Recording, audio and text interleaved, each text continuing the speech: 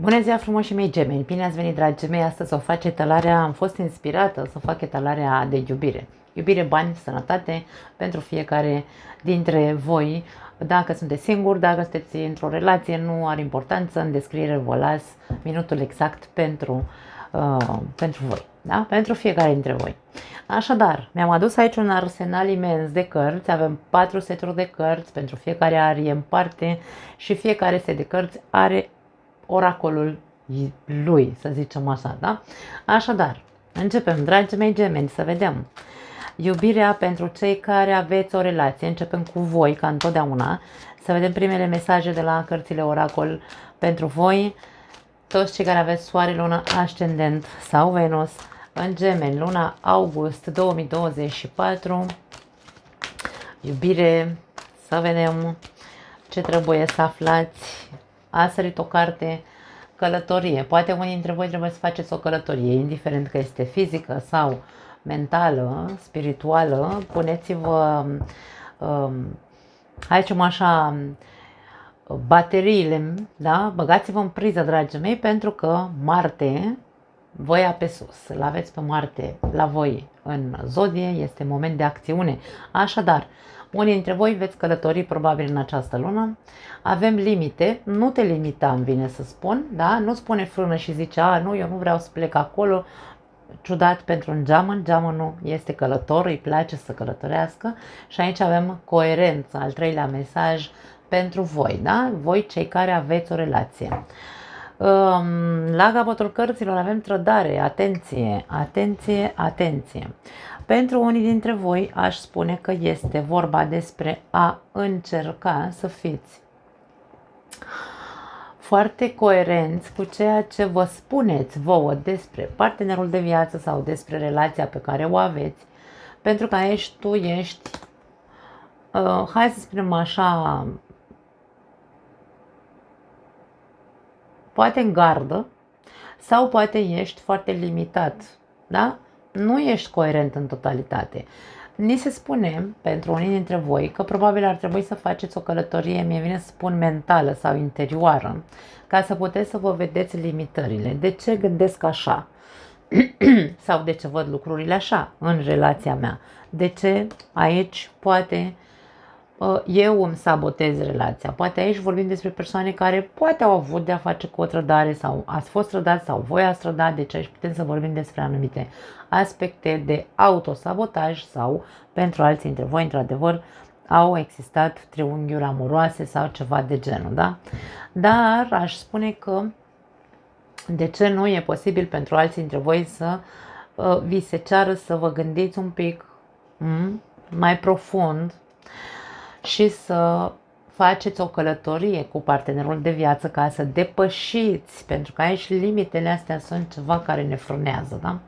Să depășiți, de ce nu, un moment de trădare. Poate nu puteți să iertați, trădare poate fi de orice fel, nu neapărat că vezi, Doamne, ai fost într-un triunghi amoros. Nu, trădare poate să fie că tu te-ai simțit trădat sau trădat sentimentele, da? Ai un partener care poate nu prea este așa el foarte implicat sau tu nu ești foarte implicat și celălalt normal se simte trădat din punct de vedere emoțional, da? Ok, hai să vedem ce vrea să ne spună tarotul pentru voi, dragii mei. Care-i treaba pentru gemenii care au o relație? Care-i treaba cu iubirea în luna august? Hai să vedem.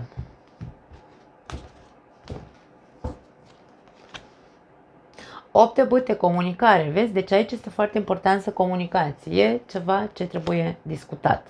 Magicianul.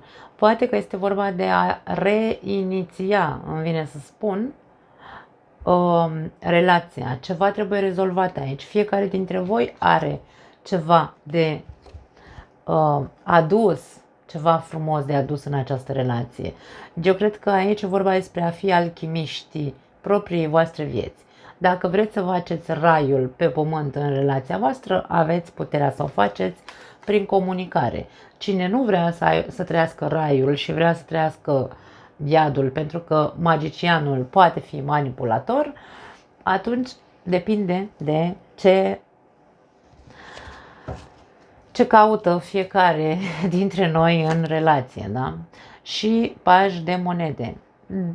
Aveți foarte mari șanse să repuneți relația pe picioare, să o reconstruiți, să începeți să faceți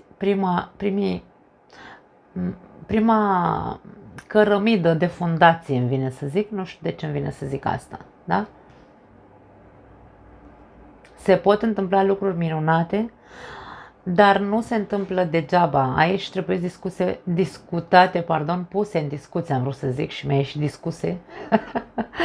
Da, puse în discuție anumite, nu știu, de ce nu, lucruri care nu s-au rezolvat până acum, domne, și acum e momentul să credem că putem să le rezolvăm și să începem încet, încet să facem, da,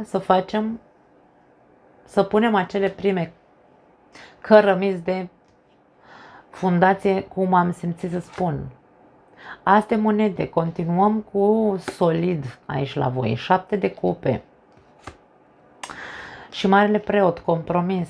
Unul dintre voi, eu cred că aveți energie din asta așa de speranță. E ca și cum, domne, eu știu că pot, știu că relația asta are potențial, știu cineva aici eu nu simt 7 de cupe ca fiind o iluzie sau ca fiind o confuzie. Nu, pentru că este așezat între marele preot și între asul de monede. Cineva are mari speranțe aici și mari planuri de a întări și de a se compromite în această relație.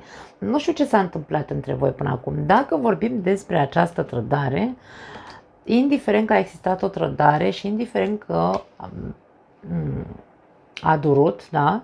Aici vorbim despre speranța că vom putea să reconstruim cu ajutorul deschiderii către a recunoaște, către da, ok, am fost, nu știu.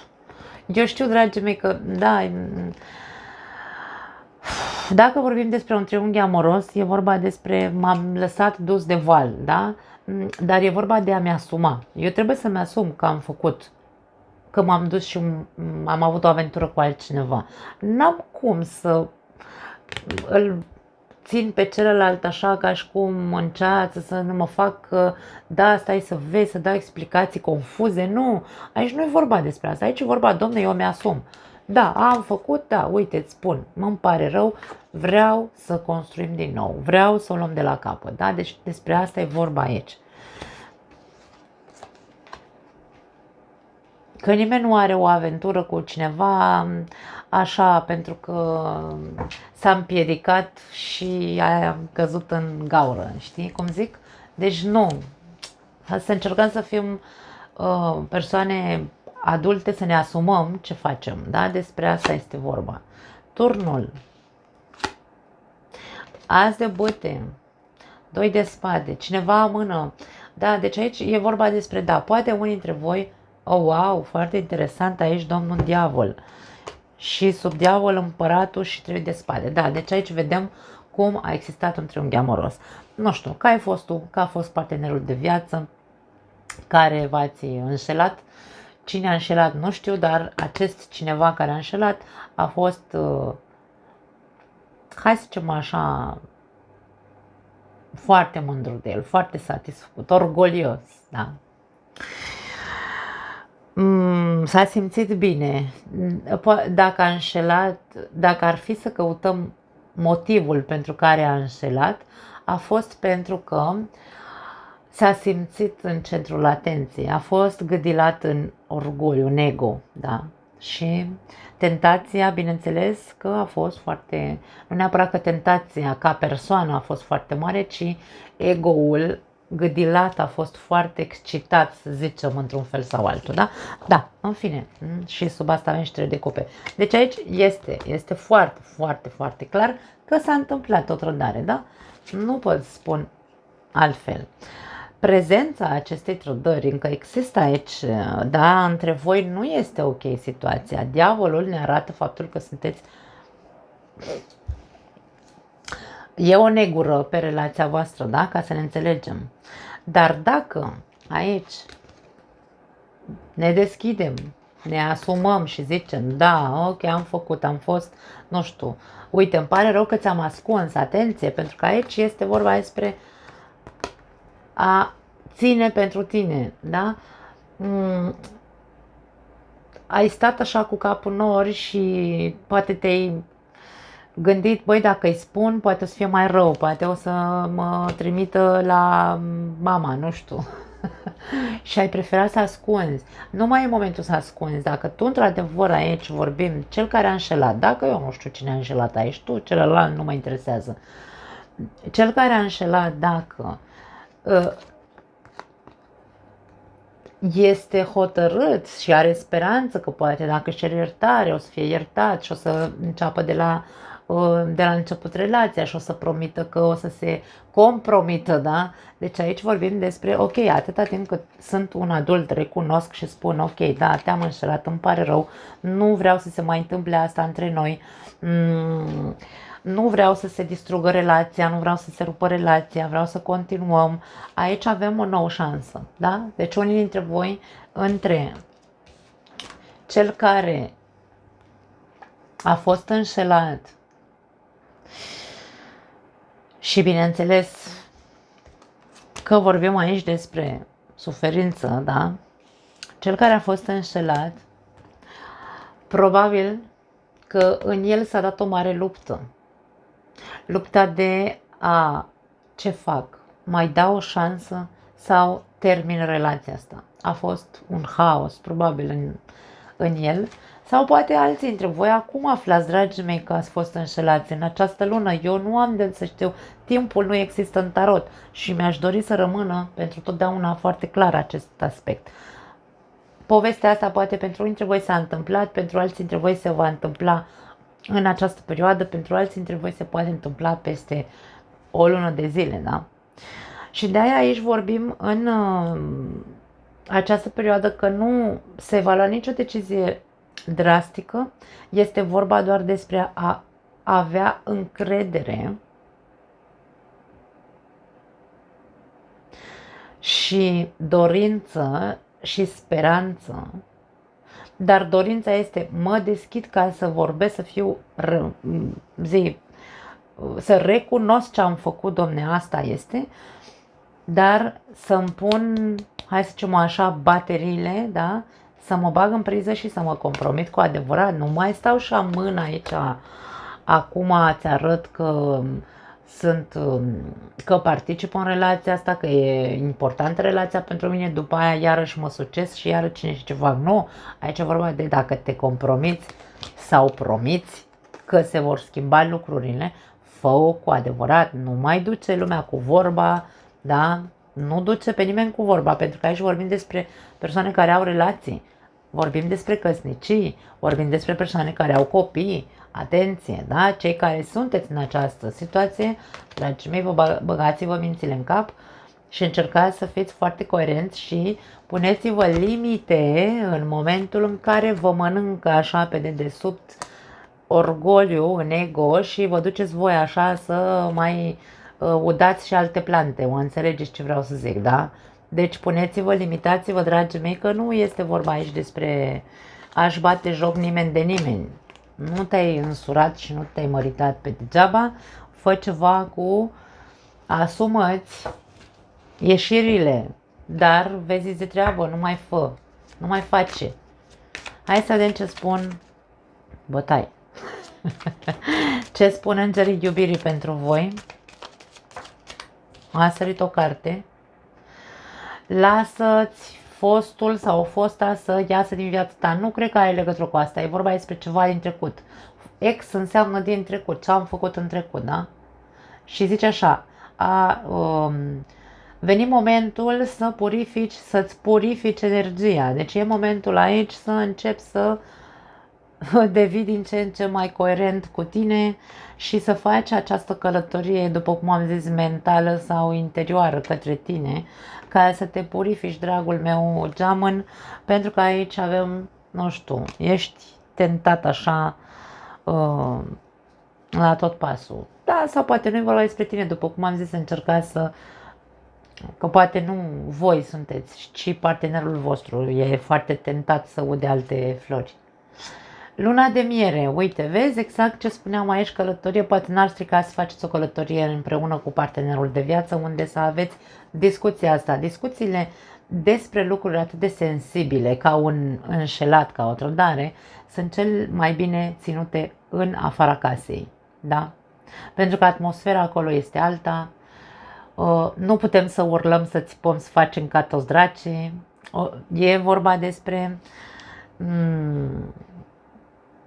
probabil că n-ar strica, da, să vă luați o mică vacanță împreună cu partenerul de viață. Exprimă-ți iubirea. Următorul mesaj pentru tine. Fă primul pas în a-ți exprima intențiile către această relație. Nu putem să spunem altceva. Foarte frumoasă etalarea, în ciuda faptului că vedem aici că într-adevăr sunt variante pentru unii dintre voi unde a existat trădare, indiferent că vorbim despre un triunghi amoros sau vorbim despre faptul că tu te-ai simțit trădat pentru că nu a fost cumva... Tu ai luat-o ca pe o trădare, indiferent ce a însemnat comportamentul partenerului tău. Da, nu te-ai simțit. Ok. Bun, hai să vedem, dragi gemeni, burlaci și separați, divorțați, să vedem care e atmosfera pe plan amoros pentru voi în această lună, august 2024. Ce va duce luna august în ale iubirii? Începem cu 3 cărți de oracol. Pentru toți cei care aveți soare, luna, ascendent sau Venus în Gemeni. Turnul și la voi și la ceilalți și la cei care au relația e și turnul. Avem o eliberare aici, dragii mei. E momentul să dați drumul la ceva. Vom vedea ce vor de fapt să ne spună. Responsabilitate. Acum, nu știu dacă e neapărat vorba aici despre a da voie să te dezlipești de ceva, să renunți la ceva aici cu cartea turnului, pentru că turnul înseamnă și iluminare, da? Poate că ar trebui să te trezești un pic așa și să-ți dai seama că trebuie să fii mai responsabil pentru actele tale sau responsabil pentru manifestările tale, nu știu, zic și eu. Și verbul creator avem aici. Tu poți să-ți creezi un dezastru, un haos în viața ta sau să te responsabilizezi foarte bine de ceea ce vrei să trăiești. Pentru că ai puterea să creezi. Tu ești un alchimist. Gemenii sunt guvernați de Mercur. Mercur este alchimistul din tarot. Așadar, aveți putere să creați un dezastru sau nu. Aici e vorba despre a te responsabiliza de creațiile tale, de ceea ce spui. Din gât iese tot, da? Tot ceea ce eu exprim, totul a început cu vorba, nu? Prima oară a fost cuvântul, cum spune și Biblia. Aici e vorba, cred, nu știu sigur, că eu am citit Biblia acum 100 de ani. Da. Probabil că am 146 de ani, habar n-am. E o glumă, să ne mai destindem un pic, dragii mei. Vorbim despre chakra gâtului. Cu gâtul, din gât ies toate cuvintele noastre și putem să ne responsabilizăm de ceea ce vrem să creăm. Dacă spunem că suntem proști, probabil că vom atrage proști în jurul nostru. Dacă spunem că suntem minunați, probabil că vom atrage persoane minunate în jurul nostru.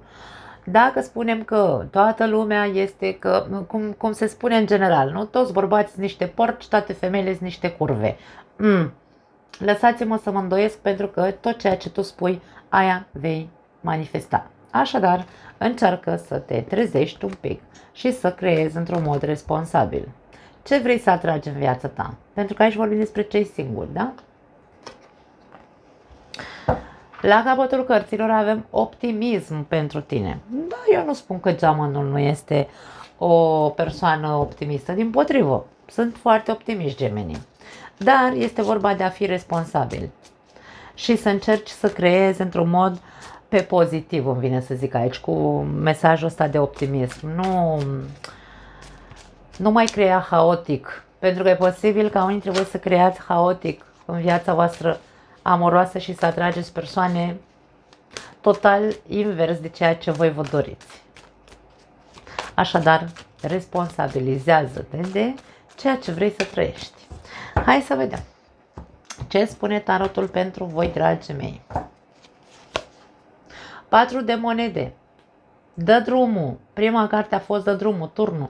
Da? Deci aici vorbim despre ce ții acolo la piept și e parte din tine. Pentru că aici pare că e ca și cum nu mie mi-aparține felul ăsta în care eu simt, nu știu, ce eu sunt așa, nu pot să fiu altfel. Deci aici e vorba despre anumite lucruri.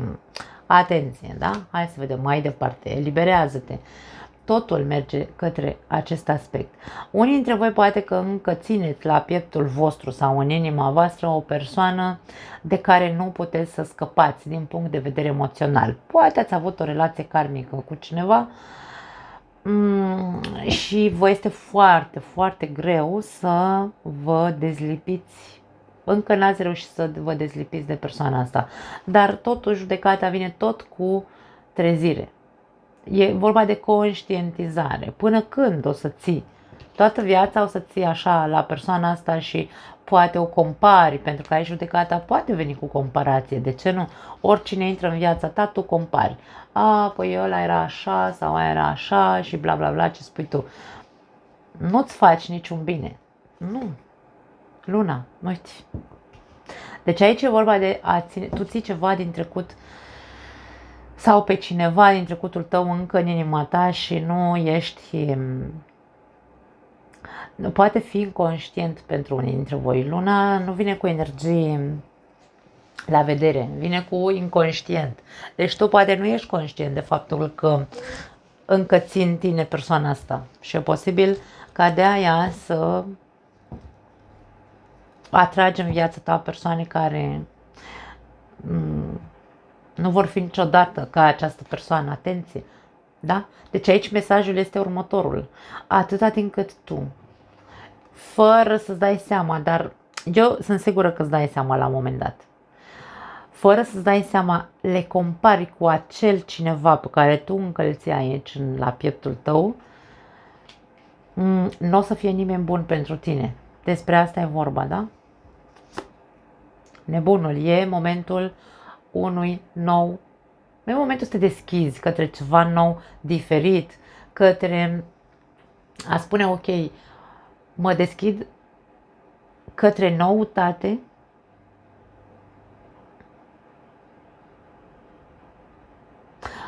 încercând, pentru că nebunul nu are bagaj, încercând să mă detașez de ceea ce reprezenta acea persoană din trecutul meu.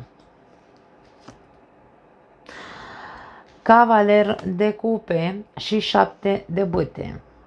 Eu cred că există o persoană aici care este interesată să intre în vorbă cu tine, cel puțin dacă nu vă cunoașteți deja, doar că acum ori tu îi pui niște piedici persoanei ăsteia, nebunul îți spune să îți dai voie, deschide-te către persoana asta. Nu îl mai refuza atât, aici e mult refuz, da? Deschide-te și vezi ce iese. Poate e doar o aventură, nu are importanță. Ce, ai 5 ani sau ai 15 ani și trebuie să dai explicație cuiva? Nu. Deci, deschide-te către persoana asta. Poate fi o simplă aventură, dar niciodată nu se știe unde poate duce. Atâta timp cât tu ești închis și spui, mie nu mai îmi trebuie, că nu o să mai găsesc pe nimeni ca XY din trecutul meu, greșești. Acolo greșești. Dă drumul acelei forme de a gândi, îmi vine să spun. Turnul, uite, deci insistă să ți se spună, dă drumul o dată, Domne. Trezește-te. Eremitul. Și 3 de monede. E momentul să începi să cauți ieșirea, îmi vine să spun. Marele preot vine cu... Da. Eu nu știu ce fixis mai tu în capul tău aici. Poate aici vorbim despre o căsnicie. Poate unii dintre voi ați avut o căsnicie v-ați pierdut partenerul de viață, îmi pare foarte rău dacă s-a întâmplat asta, dar asta nu înseamnă, dragii mei, pentru că eu aici văd, hai să spunem că un maxim de vârstă a unei persoane care se află în această povestioară este 65 de ani, aici cu eremitul. Indiferent că aveți 65 de ani și v-ați pierdut partenerul, nu puteți să rămâneți în această buclă în care să ziceți am fost extraordinar de fericită cu persoana asta și nu a murit, da? Nu mai am în viața mea, dar eu nu mă pot deschide către altcineva indiferent cât de mult mi-aș dori. Dumneavoastră creați aici, pentru că mie îmi lasă impresia că voi nu vreți să trăiți singuri, dar frânele sunt ale voastre. Nu vă mai spuneți lucrurile astea, că nimeni nu o să vă mai poată face niciodată fericit așa cum ați trăit cu fostul sau fosta. Nu are importanță. Poate nu veți mai fi la fel de fericită, dar ideea este că atâta timp cât vă doriți, pentru că în centrul etalării avem un cavaler de cupe care mie îmi spune că energia voastră este una de mi-aș dori să mai trăiesc încă o dată iubirea, să mai simt iubirea, dar în același timp nu vreau să mă deschid. Toate cărțile ne indică că este momentul să vă deschideți, să depășiți această etapă, da? Să treceți, mai ales dacă s-a întâmplat de mult timp. Deci aici nu e o etalare personală, înțelegeți-mă că nu vreau să dau mai multe detalii, pentru că n-are cum să fie 100% aceeași, o singură persoană în această poveste, da? Ce ne indică această etalare este că e momentul să reflectați și să începeți să căutați luminița, îmi vine să spun, de la capătul tunelului. Să renunțați la această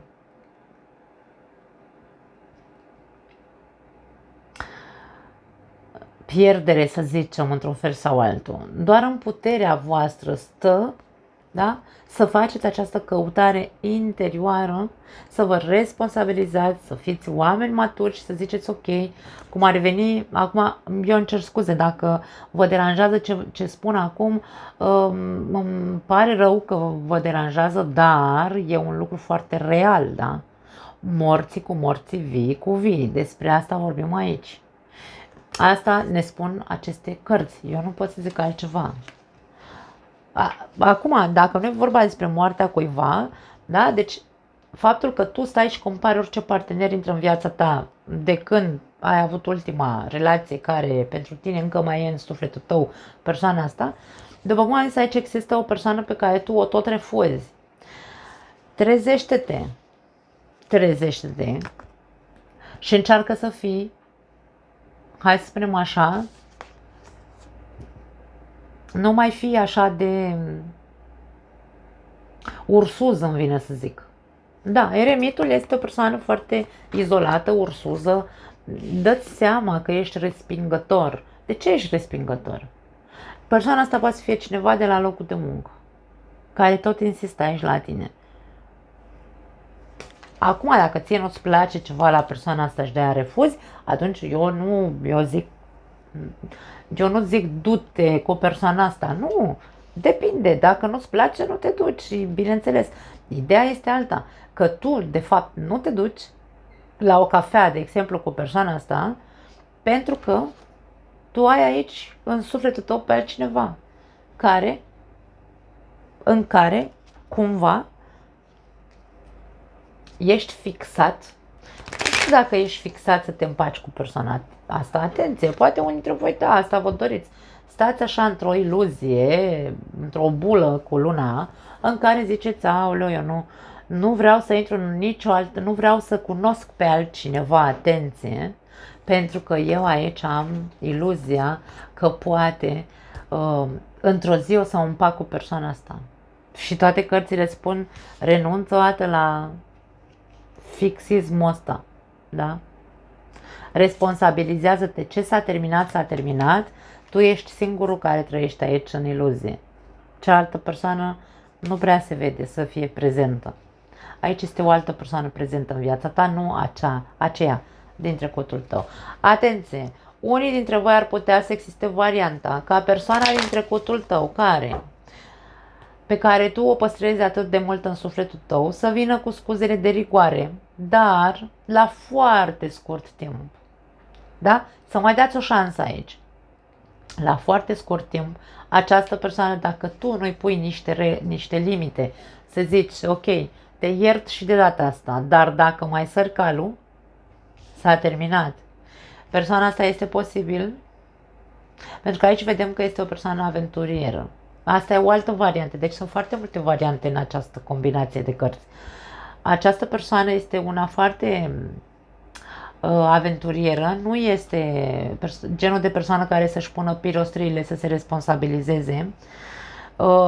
Probabil că da, zice că s-a maturizat, că bla bla bla, dar la scurt timp aici vedem că din nou se rupe relația. Și te va lăsa pe tine așa cumva îngândurat și o să zici,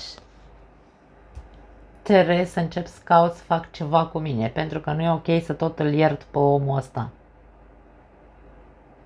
Poate fi o relație karmică care încă nu s-a terminat, probabil între voi ceva, și în această lună poate că ar fi momentul să se termine, să se mai întoarcă încă o dată în viața ta persoana asta, dar tu a trebuit să-i pui limitele foarte, să-l ții în frâu, să știi să-l ții în frâu sau să știi să-i pui reguli aici, reguli, norme noi, pentru că nu se poate să continue așa, da? Despre asta e vorba. Această persoană ce nu-mi place este că pare că vine cu măța vopsită sau cum se zice, cu cioara vopsită, pardon. Da? Deci aici vine cu... Tu vei vedea. Tu vei vedea și eu cred că tu vei simți că persoana asta degeaba vine, că tot nu o să ducă la nimic. Dar probabil că faptul că, încă există în inima ta prezentă persoana asta, îl mai ierți sau o mai ierți și de data asta. Hai să vedem ce zic îngerii iubirii.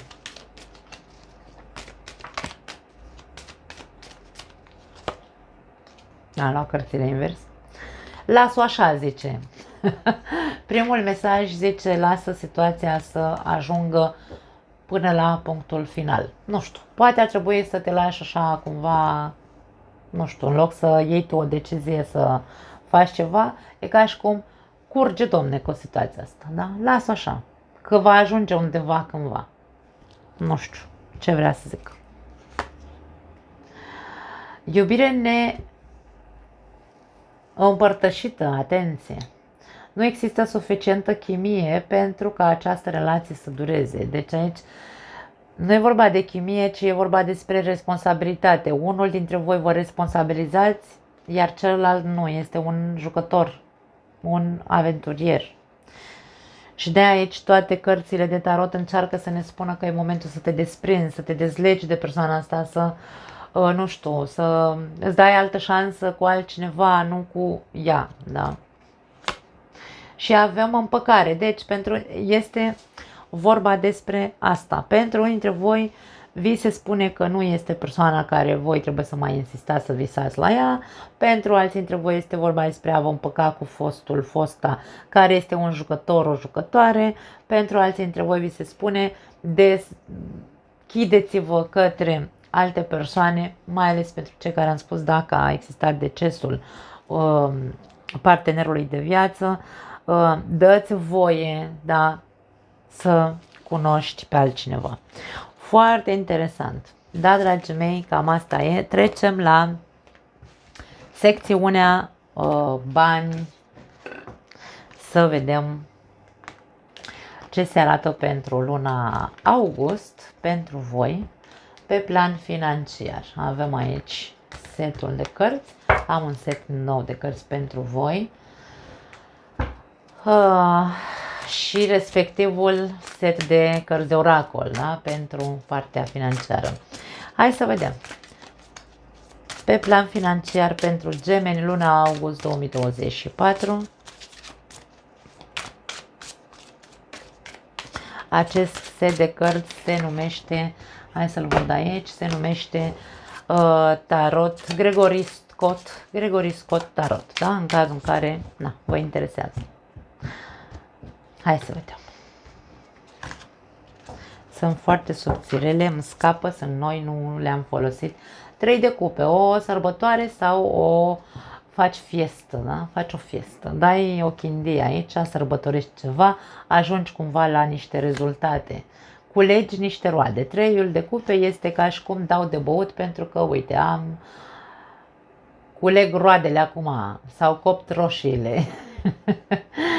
Caleașca, un succes. Deci aici vedem un succes pentru Gemeni și avem forța.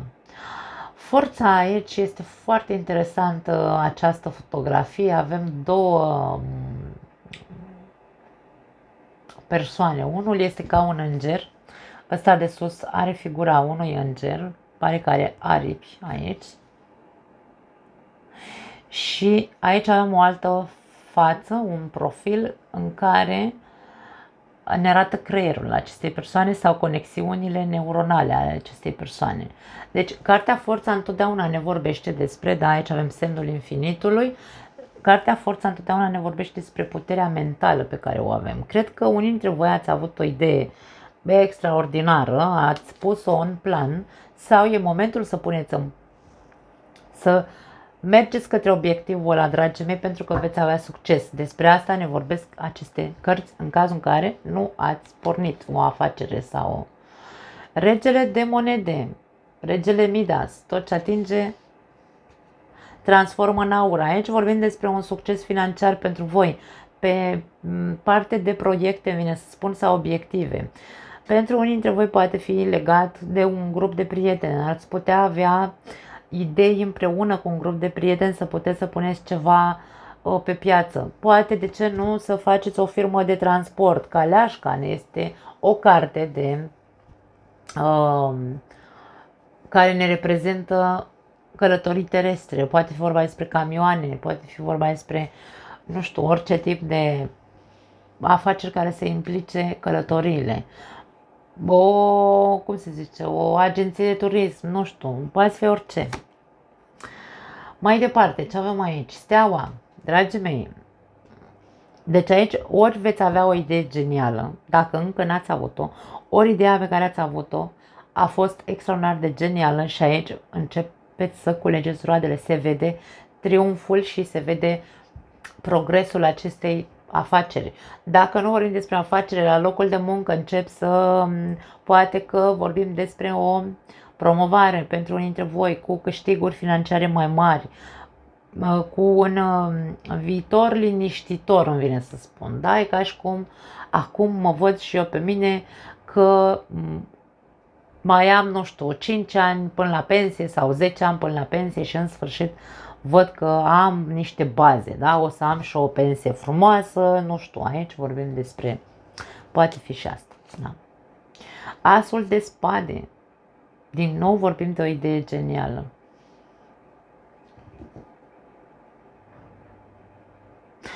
Poate unii dintre voi aveți idei super ciudate, îmi vine să spun, pentru afaceri, da? Poate aici vă vin așa ideile pe bandă rulantă, dragii mei, nu știu, și cu steaua aici, și cu asul de spade. Și cu forța, care în această carte ne arată câtă conexiune neuronală există în tine, da? Caleașca, care e ca și cum aici arată omul ăsta, uite-l cum arată, cu mâinile către cer și zice, Doamne, acum am curaj să fac. Pentru că aici avem un luptător. Acum mă bag că sunt sigur că o să ajung la succes. Aici e vorba despre o siguranță, tu știi sigur, da? Te simți în energia regelui de monede în care ai încredere că tu vei putea să ajungi la succes și vei ajunge la succes. Ideea este să ai cu adevărat încredere în ideile tale. Bineînțeles, acum, forța vine și ne spune că indiferent cât de multe idei strălucite ai aici cu asul de spade, trebuie să fii și coerent. Asul de spade nu ne arată,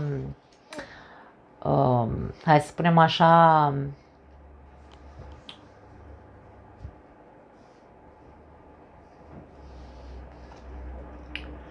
că e ok să-ți asculți inspirația, pentru că steaua vine cu inspirație. Am spus, ești foarte inspirat în această perioadă, cu încredere. Poți să ai încredere totală în tine, dar trebuie să fii și coerent, foarte coerent din punct de vedere strategic. Aici am o persoană care, uite, e cu cărțile în față, da? Deci el stă și se gândește și își face strategiile. Nu te bagi așa ca nebunul într-o afacere doar pentru că vibrezi tu așa și în energie de potență financiară și prietenii te împing așa și te zic, băi, ce genial a fost ideea, fă-o, nu știu ce. Nu, aici, domne, avem nevoie și de puțin cap, da? Că știm cum e proverbul ăla, unde nu-i cap, vai de picioare. Atenție! Avem regele de spade, din nou vorbim despre minte și iar minte. Ăsta și el e cu cărțile în jurul lui. Deci, mentalitatea aia trebuie să fie foarte activă. Ascultă-ți ideile care îți vin în această perioadă în cazul în care nu ai avut până acum idei strălucite. Fii foarte strateg, fii foarte atent la orice pas care trebuie să-l faci. 5 de monede, atenție la investiții. 5 de monede este cartea, îmi vine să zic pierzătorului, știu că nu e așa corect în românește, dar aici, ia uite ce imagine interesantă. 4 copii se joacă cu mingea, da? Sau 5 că sunt aici. 3, 4, 5 se joacă cu mingea și celălalt este exclus. Deci e posibil să fie exclus din joc. Dacă vorbim despre prieteni care te manipulează, atenție aici, cu caleașca și cu forța e posibil să fie prieten care te manipulează, te incită și îți spune, pentru că tu ai o situație financiară bună, îți spune, haide, bagă-te că uite, tu ai idei strălucite, tu ai studiat, ai nu știu ce cunoștințe, cunoaștere aici, da? Pune mâna și fă aia, pune pe piață și e posibil, încearcă să fii coerent. Avem 2 regi aici.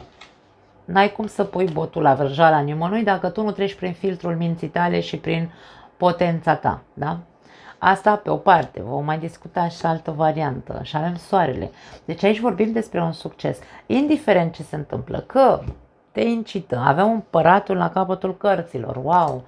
Da, eu cred că este o lună de succes pentru gemeni, atâta timp cât gemenii nu se ia după alții, să intre în afaceri, își aleg ei calea, își aleg ei în ce își investesc banii, atunci da, vorbim despre succes.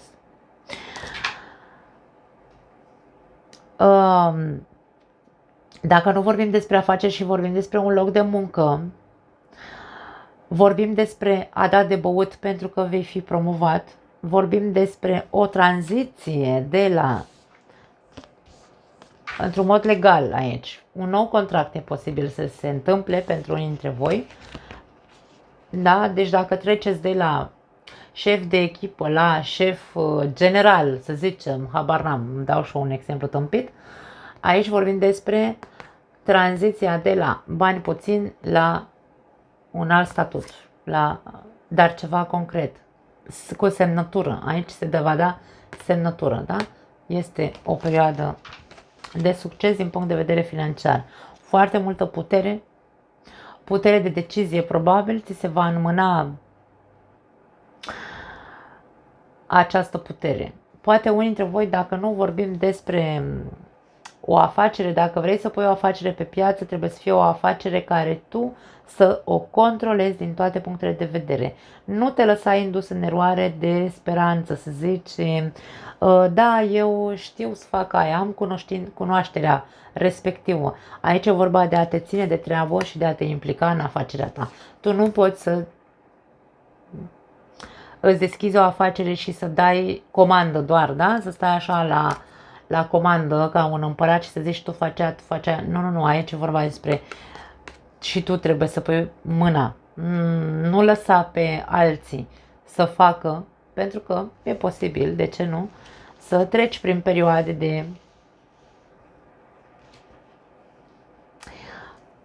eșecuri sau de pierderi financiare care, bineînțeles, pot fi recuperate, dar tu trebuie să fii prezent acolo întotdeauna. Despre asta e vorba aici. Hai să vedem ce ne spune oracolul. Scopul vieții se numește acest oracol. Să vedem ce mesaj avem pentru voi. Practică, ne spune. Îmbunătățește-ți modalitățile, nu știu de ce am zis modalitățile, da, e în spaniolă, am vrut să traduc și nu, mi-a ieșit modalitățile, nu știu ce are de văzut. Îmbunătățește-ți talentele practicând într-un mod regulat. Deci aici vorbim despre acele idei pe care le ai, trebuie să le pui în practică. E moment de practică pentru voi în ale finanțelor, dragii mei gemeni. Foarte, foarte, hai să spunem așa, pe plan financiar o lună de succes, îmi place să văd asta. Hai să vedem ce se întâmplă pe partea sănătății, dragii mei. Cum vor sta gemenii cu sănătatea în luna august 2024? Astăzi nu știu ce are părul meu, că e așa de urât, stă ca niște bețe. Da.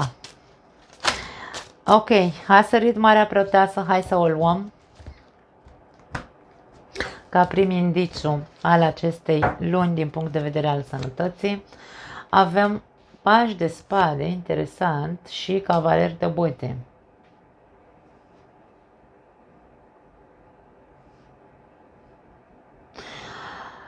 Dacă unii dintre voi ați avut probleme de sănătate, femeile, ar putea să fie o chestiune hormonală sau a aparatului genital, iar pentru bărbați ar putea să fie, dragii mei, tot ce ține și la voi de un dezechilibru. Bărbații nu au dezechilibre hormonale ca noi, dar ar putea să fie un dezechilibru anume. Și la voi ar putea să fie tot pe parte de aparatul genital sau tot ce ține de acea zonă, da? Zona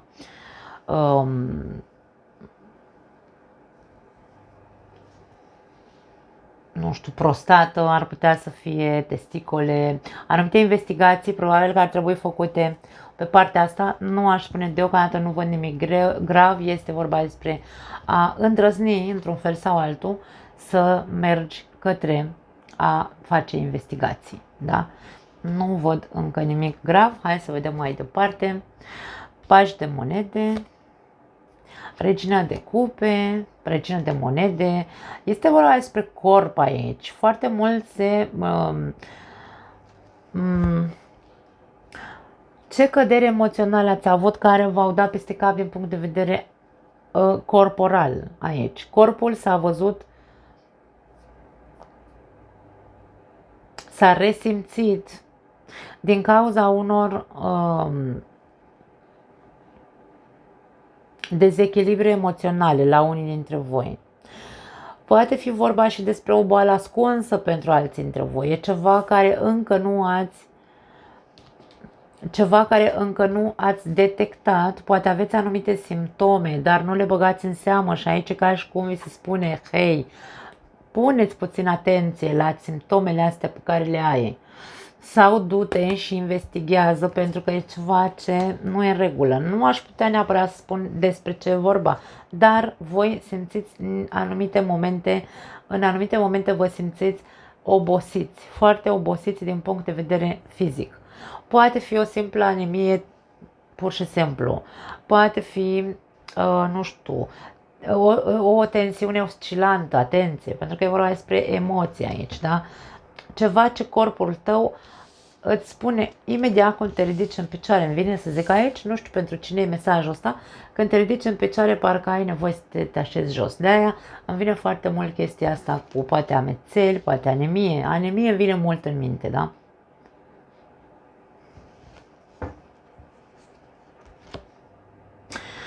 Trei de băte. As de spade nu e nimic ce nu poate fi rezolvat. Și luna doar că de moment este ascunsă, adică e ca și cum e neștiută carența asta pe care o ai. Avem regele de monede. Există soluții, dragii mei, se vor rezolva lucrurile, nu vă văd așa cu... nu văd să existe probleme grave pe viitor. Singurul lucru este că trebuie să fiți, hai să zicem așa, conștienți. Vi se spune că trebuie să conștientizați aici cu asul de spade, că trebuie să faceți investigații. De când nu v-ați mai făcut analizele? De exemplu, pentru că noi românii nu am fost educați din punct de vedere sanitar și nu prea ne place să mergem la medic. Nu prea ne place că dacă ne găsește la ceva. Despre asta e vorba aici. E ceva acolo, dar nu e ceva ce nu poate fi rezolvat. Mai ales când corpul tău îți dă semnale și vezi că dacă te ridici în picioare, ai nevoie să te așezi la loc pentru că nu-ți poți desfășura activitatea într-un mod normal, da? Nu e vorba despre, ok, m-am ridicat brusc în picioare și m-a dat amețeala, nu este un semnal foarte dezastruos, dar dacă tu nu poți să-ți menții activitatea zilnică, având nevoie foarte des să te așezi, acolo du-te și caută-te, că e ceva ce nu funcționează bine în corpul tău. Hai să vedem un mesaj de la oracolul vindecător. Ok, a sărit singur. Hai să vedem ce avem aici. Îndrăznește să fii creativ. Foarte ciudat acest mesaj pentru zona sănătății. Da, toate mesajele în acest oracol sunt pentru vindecare. Hai să vedem ce vrea să ne spună. Avem aici mesajul, da? Îl vom citi, îl traduc și îl vom asculta cu toții. Gândește-te la toate ideile creative care îți vin în minte în fiecare zi. Câte dintre ele le arunci la gunoi, să zicem așa, într-un fel sau altul, catalogându-le ca fiind nefolositoare. Sănătatea sau vindecarea are nevoie de o creativitate foarte puțin practică, îmi vine să zic aici. Obiectivul tău este să observi cum răspunzi acelei voci creative pe care o ai. Ești receptiv sau autocritic? Adică, eu ce înțeleg din mesajul ăsta este că dacă, de exemplu, îți spune cineva, du-te și fă-ți analizele, că nu ți le-ai mai făcut de 100 de ani. Tu zici, nu știu, da? Pentru că mesajul ăsta vine și spune că vindecarea are nevoie de o creativitate practică, adică dacă eu cred că nu mă duc la medic pentru că o să-mi găsească la o boală, e ca și cum ți-ai instalat boala în tine, da? Într-un fel sau altul. Observă cum răspunzi acelei voci din capul tău care îți vorbește despre boală sau despre sănătate. Este vorba despre faptul că tu refuzi să mergi la medic pentru că nu cumva să-ți găsească ceva sau că nu o să-ți dea diagnosticul corect, adică ce crezi tu despre acest lucru, da? Despre asta e vorba. Dragii mei, intensă lună pentru voi, nu mai am altceva. Vă pup, vă doresc mult succes pe plan financiar, că am văzut că merge treaba bine la voi și ne vedem, bineînțeles, data viitoare. Ceau!